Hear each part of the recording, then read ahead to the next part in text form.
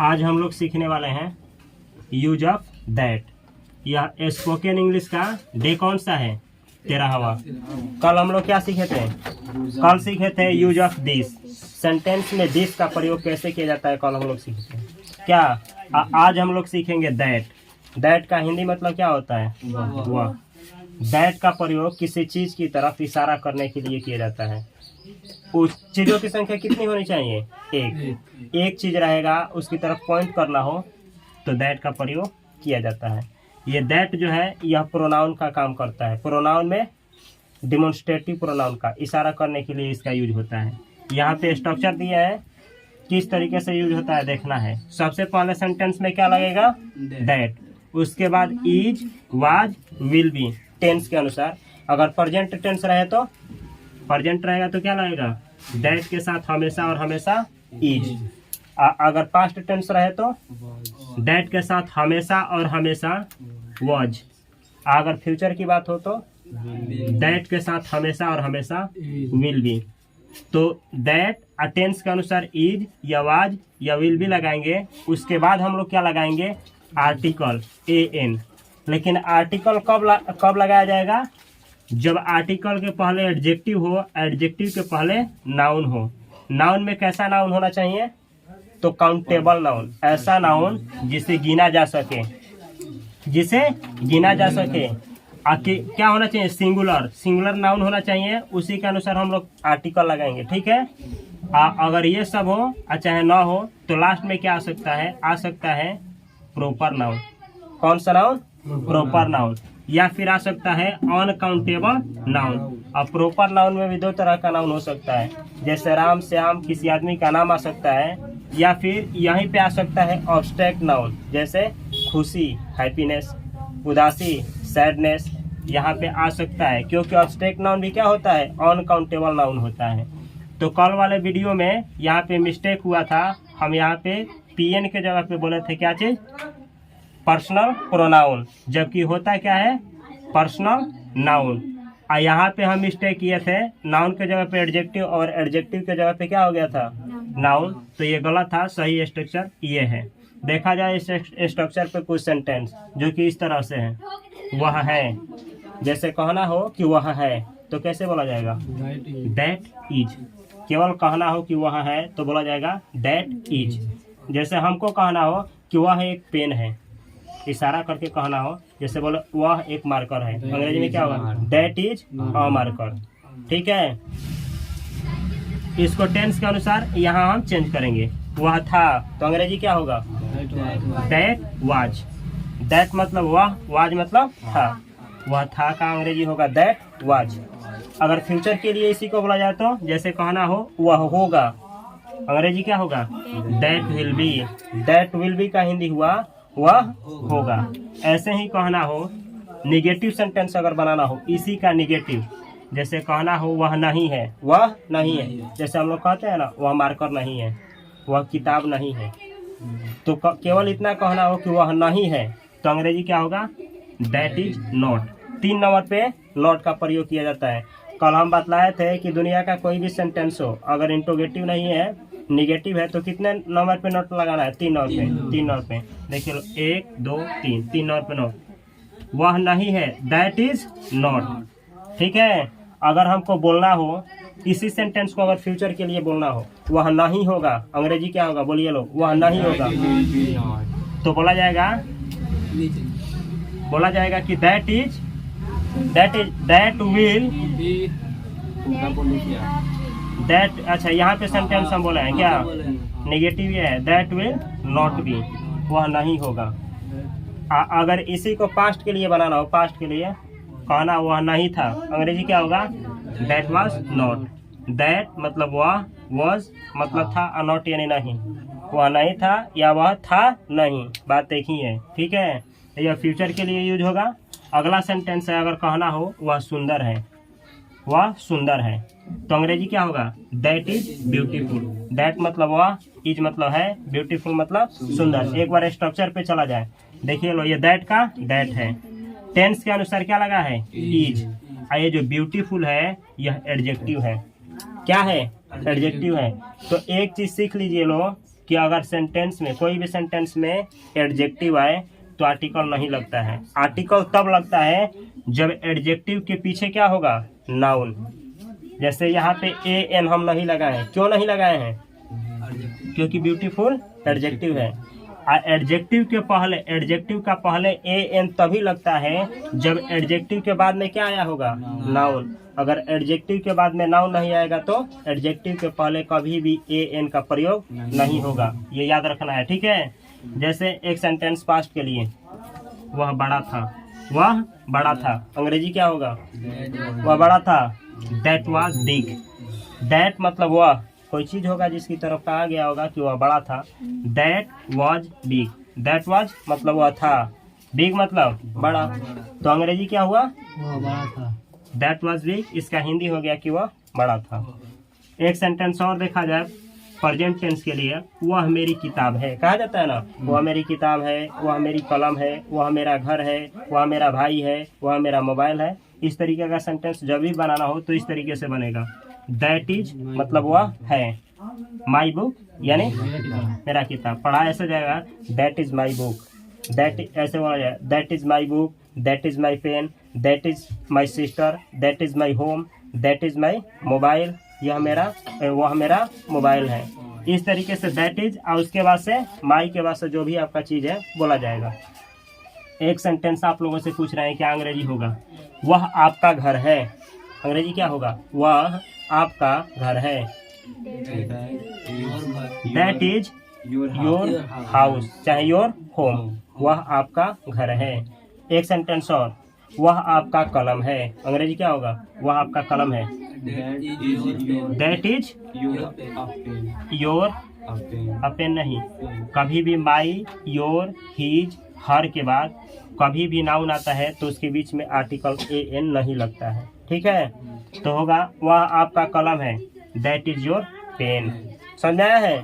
इसी तरीके से कहना हो एक और सेंटेंस, अगर कहना हो इसी पे, वह हम लोगों का देश है, चाहे हमारा देश है, वह हमारा देश है, अंग्रेजी क्या होगा, दैट इज हमारा, मेरा नहीं बोले हैं, हमारा, हम लोगों का तो हमारा, तो होगा that is our country, our country, वह हम लोगों का देश है, चाहे वह हमारा देश है, समझ में आया है।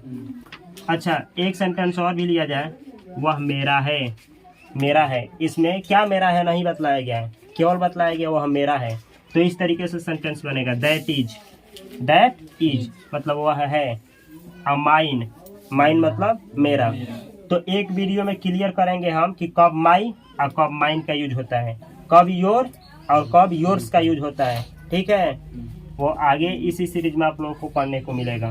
तो ये है सेंटेंस। चलिए लो इसी को पास्ट में बना करके दिखाइए लो। अगर कहना हो वह मेरा था, अंग्रेजी क्या होगा, वह मेरा था, that was mine, that was mine, वह मेरा था। एक सेंटेंस और, इसी को फ्यूचर में कहना हो वह मेरा होगा, अंग्रेजी क्या होगा, that will be mine, that will be mine, वह मेरा होगा, वह मेरा होगा फ्यूचर के लिए, ठीक है। तो इसमें कोई डाउट नहीं ना है, पूरा समझ में आया है ना, क्लियर। तो कुछ सेंटेंस यहाँ पे हम लिए हैं जो कि आप लोगों की मदद से बनाएंगे हम, आप लोग इसको बनाइएगा लो, गलत होगा तो हम उसको करेक्ट करेंगे। पहला सेंटेंस है वह महंगा है, अंग्रेजी क्या होगा, वह महंगा है, अंग्रेजी क्या होगा, हाँ। कोई चीज है और उसके तरफ इशारा किया जा रहा है कि वह महंगा है क्या, तो अंग्रेजी होगा दैट इज। महंगा का अंग्रेजी होता है एक्सपेंसिव, SIVE, एक्सपेंसिव, समझ में आया है। अगला सेंटेंस है वह सस्ता था, कोई चीज था जो क्या था, सस्ता था। अगर कहना हो कि वह सस्ता था, अंग्रेजी क्या होगा, वह सस्ता था, तो अंग्रेजी होगा दैट वाज। सस्ता का अंग्रेजी होता है चीप, CHEAP, अंग्रेजी क्या हुआ, दैट वाज चीप, वह सस्ता था। समझ आया है ना। वाज क्यों लगाए हैं, हमको बतलाइए लो, वाज क्यों लगा है इस सेंटेंस में, इसलिए कि पास्ट की बात हो रही है, इसलिए वाज लगा है। अगला सेंटेंस है वह छोटा है, कोई चीज है जो छोटा है और इशारा करके कहना हो कि वह क्या है, छोटा है, तो अंग्रेजी में क्या होगा, स्मॉल। वह छोटा है, नहीं छुट्टी नहीं है, जाओ तुम लोग आते हैं। वह छोटा है तो क्या होगा? That is small. छोटा का अंग्रेजी small. That is small. That is मतलब वह है, स्मॉल मतलब छोटा, वह छोटा है। इस तरीके से अंग्रेजी बनाया जाएगा। इसी को फ्यूचर में कहना हो इस तरीके से, वह छोटा होगा, अंग्रेजी क्या होगा? दैट विल बी स्मॉल, वह छोटा होगा। इसी को कहना हो अगर इस तरीके से वह छोटा था, अंग्रेजी क्या होगा पास्ट के लिए? That was small. इस तरीके से सेंटेंस टेंस के अनुसार यहाँ पे चेंज होगा। अगला सेंटेंस है वह गलत है। कोई चीज है उसकी तरफ कहना है कि वह क्या है? वह गलत है। अंग्रेजी क्या होगा? That is wrong. That is wrong, वह गलत है। जैसे होता नहीं है कि कोई आदमी आया, आप लोगों से कुछ कहा, चला गया। अब कोई आदमी आता है तो बोलता है कि वह जो कह करके गया वो सही था कि गलत था। तो अगर आपको कहना है कि वह आदमी जो था क्या था? गलत था। आप अंग्रेजी बोलेंगे दैट इज रॉन्ग, वह क्या था? गलत था। आदमी भी हो सकता है, कोई वस्तु भी हो सकता है, कोई बात भी हो सकती है, ठीक है? वह गलत था, सॉरी वह गलत है, वह गलत है। दैट इज रॉन्ग, वह गलत है। अगला सेंटेंस है वह सही है। अंग्रेजी क्या है इसका? क्या होगा? वह सही है। That is right, RIGHT। That is मतलब वह है, राइट मतलब सही। इसका हिंदी हुआ वह सही है, दैट इज राइट, वह सही है। अगला सेंटेंस है जो कि इस तरह से है, वह मेरा सबसे अच्छा दोस्त है। अंग्रेजी क्या होगा? तो लिखा जाएगा दैट इज, सबसे पहले दैट इज। दैट इज का मतलब वह है। मेरा सबसे अच्छा दोस्त क्या होगा? मेरा सबसे अच्छा दोस्त तो होगा माई बेस्ट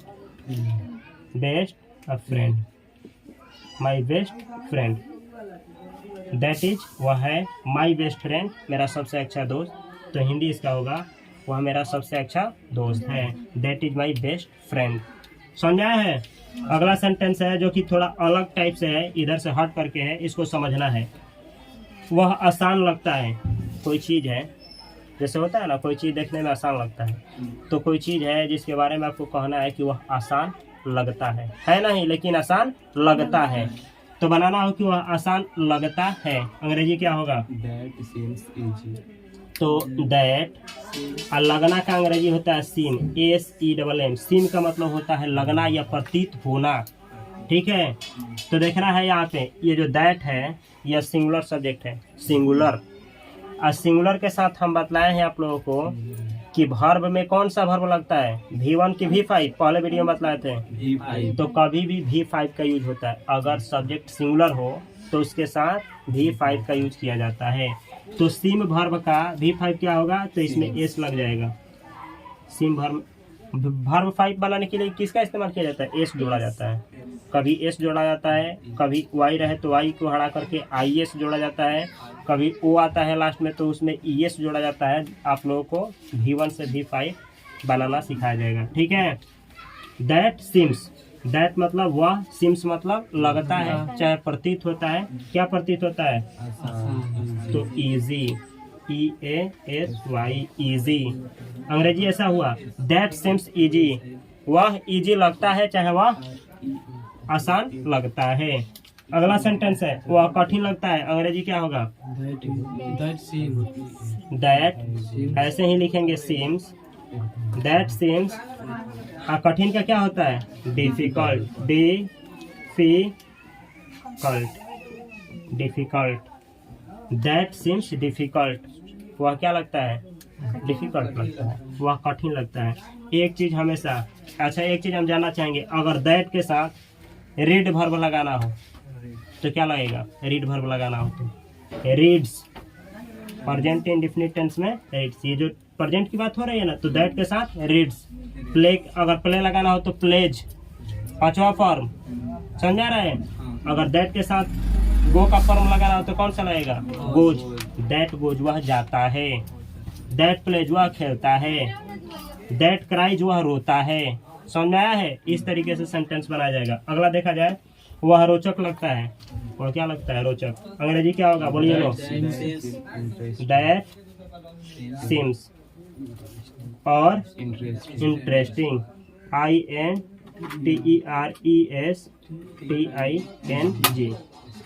अंग्रेजी हुआ that seems interesting। वह क्या लगता है? वह क्या लगता है? रोचक लगता है। अगला सेंटेंस है वह दर्द देता है। वह दर्द देता है, अंग्रेजी क्या होगा? दैट दर्द देना का होता है हर्ट्स। दैट हर्ट्स, वह दर्द देता है। या फिर आप इसी सेंटेंस को ऐसे लिख सकते हैं, ऐसे दैट गिव्स, वह देता है। वह देता है, दैट गिव्स, वह देता है। क्या देता है? तो दर्द, तो हर्ट।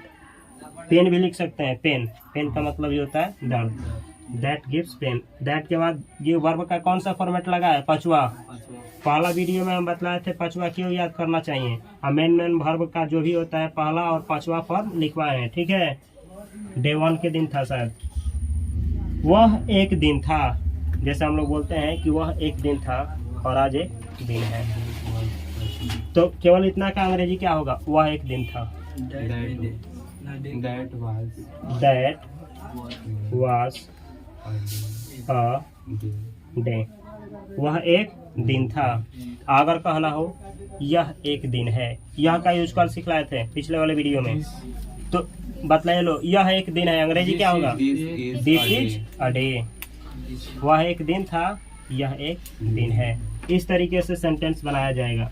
इसमें कोई भी सेंटेंस समझ में नहीं आया है तो पूछिए लो। पूरा समझ में आया है?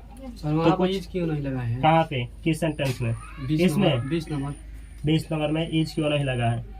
अच्छा, इसमें इज नहीं लगा, इसमें भी नहीं है, इसमें भी नहीं है, इसमें भी नहीं है। क्यों नहीं है? क्योंकि यह जो है सिम वर्ब का पांचवा फॉर्म है। सिम वर्ब का पांचवा फॉर्म, सिम वर्ब का पांचवा फॉर्म, हट वर्ब का पांचवा फॉर्म। कभी भी दुनिया का कोई भी सेंटेंस हो, इस तरीके से एक जगह पे दो वर्ब नहीं लगता है कभी भी। जैसे हम यहाँ इज भी लगा दें और ये भी लगा दें तो गलत हो जाएगा। यहाँ पांचवा फॉर्मेट का यूज क्यों किए हैं? इसलिए कि देखिए लो, वह आसान लगता है। लगना, लगना क्या है? क्रिया है। तो लगना का क्या होता है? सीम्स। तो जब लगना एक क्रिया है, इज भी क्या है? इज भी क्रिया का ही काम करता है। बोला था ना, किस वर्ब का एक फॉर्मेट है? बी का। बी वर्ब का ही रूप होता है। तो बी, ये भी बी वर्ब का ही रूप है और ये भी लगना वर्ब का ही रूप है। तो दो का इस्तेमाल हम एक सेंटेंस में नहीं कर सकते। एक जगह पे इज का भी इस्तेमाल हो जाए और एक जगह पे लगना वर्ब का ही प्रयोग हो जाए, दोनों का इस्तेमाल नहीं किया जा सकता है। जैसे हमको कहना है वह खेलता है, अंग्रेजी क्या होगा? वह खेलता है, दैट प्लेज। That plays. अगर ऐसा कोई बनाता है कि दैट इज अ प्ले तो गलत है, पूरा का पूरा सेंटेंस गलत है। समझा गया? और इसमें कोई डाउट नहीं है, पूरा क्लियर समझ में आया है? तो कुछ सेंटेंस आप लोगों को बोलते हैं छोटा छोटा और थोड़ा बना करके हमको दिखाया जाए। करेक्ट करना है हमारे साथ ही, ठीक है?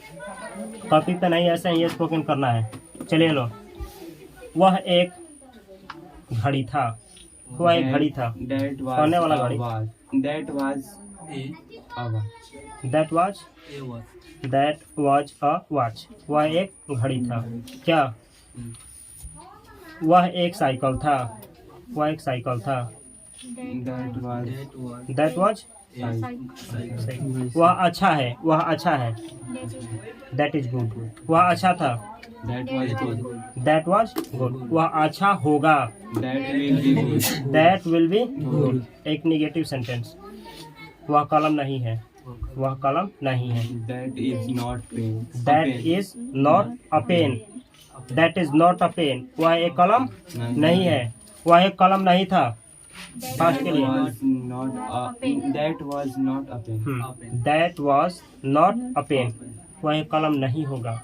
That will not be a pen. हाँ, that will not be a pen. ठीक है।